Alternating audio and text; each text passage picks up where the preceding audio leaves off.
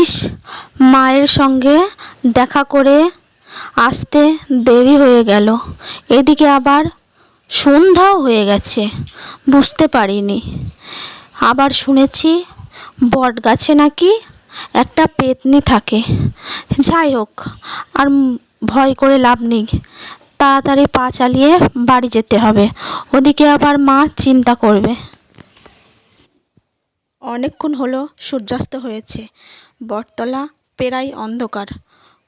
এদিকে বিশাল এক বড় বটগাছে থাকে এক পেতনি, সে গাছে বসে পা দোলাচ্ছে। হঠাৎ দেখলো একটা সুন্দরী বউ রাস্তা দিয়ে হেঁটে হেঁটে যাচ্ছে। তখন সে পেতনিটি বলল, ও মা, কি সুন্দর দেখতে, একটা বউ যাচ্ছে, আমার যে কেন এত বিচ্ছিরি দেখতে। মানুষ তখন ছাড়, কোনো ভূতই আমার দিকে তাকায় না। অবশ্য বেঁচে থাকতেও আমাকে দেখতে বাজে ছিল। আচ্ছা, এর দেখতে এত সুন্দর, তবে এর বরও খুব সুন্দর হবে। যাই, এর সঙ্গে গিয়ে দেখি। এই বলে পেতনিটি ওই সুন্দরী বউটার শরীরে ঢুকে গেল। তারপর সুন্দরী বউটা বাড়ি ফিরে গেল। তখন তার শাশুড়ি বৌমাকে বলল, বৌমা, বাড়ি এসেছ? তাই ঠাকুরকে প্রণাম করো। তখন বৌমা কিছু না বলে ঘরে ঢুকে গেল। বৌমার এমন আচরণে শাশুড়ি খুব কষ্ট পেল। তারপর রাত্রে বৌমা ঘুমিয়ে পড়ল। তার স্বামী বাড়ি আসলো, এসে বলল, কি গো, তুমি খাবে না? তখন বউটি বলল, না, আমি খাবো না, আমার শরীরটি ভালো নেই, তুমি খেয়ে শুয়ে পড়ো। এই বলে স্বামীটি খেয়ে শুয়ে পড়ল। গভীর রাত হলো। তখন সে ডাইনিটি উঠে, রাতের বেলা সবাই যখন ঘুমিয়ে পড়েছে, পেতনি ভর করা ডাইনি বাইরে এলো। তারপর গোয়ালে গিয়ে একটা ছাগল ধরে খেলো। বাছুর নয়তো অন্য কারুর বাড়ির হাঁস মুরগি ধরে খায়।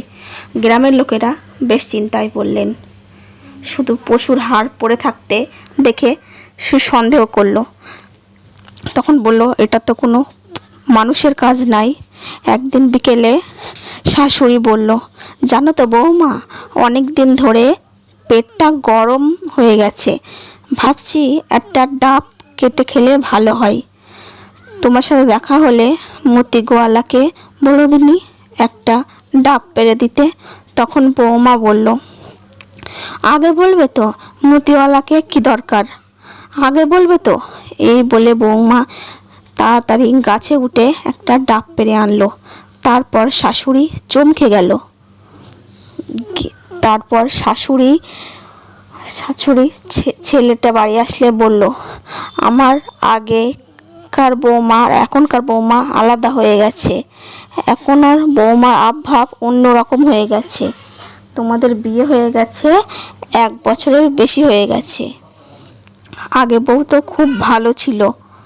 আর তখন ছেলেটি বলল, কি হয়েছে মা, তুমি এরকম বলছো কেন? তাই তখন শাশুড়ি বলল, আমার একদম ভালো লাগছে না। আজকের বৌমা মতিগলাকে একটা ডাব পাড়ার কথা বলেছিলাম, তখন বৌমা চোখের সামনে তাড়াতাড়ি গাছে উঠে ডাব পেড়ে আনলো। তাছাড়া কয়দিন ধরে ওর ভাব কথাবার্তা কেমন হয়ে গেছে, এমন তো ছিল না। হ্যাঁ, ভূতে পেল নাকি? তখন ছেলেটি বলল, আহ মা, কি বলো তুমি? অত চিন্তা করো না, যাও গিয়ে ঘুমাও। তখন মা বলল, তুই তো বুঝতেই চাস না, কিন্তু কদিন আগে থেকে তো রান্নাবান্না করতো, কিন্তু এখন আর আগের মতন রান্নাবান্নায়ও মন নেই, পূজার ঘরেও যায় না। যাকগে, যা ভালো বুঝিস তাই কর, আমার কথা তো বিশ্বাস করলে বুঝলি। এই বলে মা চলে গেল। তারপর ছেলেটি ভাবতে লাগলো, আমার তো মালতীর জন্যে চিন্তা হচ্ছে। দেখি আমিও খেয়াল করি, দেখি আবভাব কি বুঝতে পারি। এই বলে সেই ছেলেটি শুয়ে পড়ল।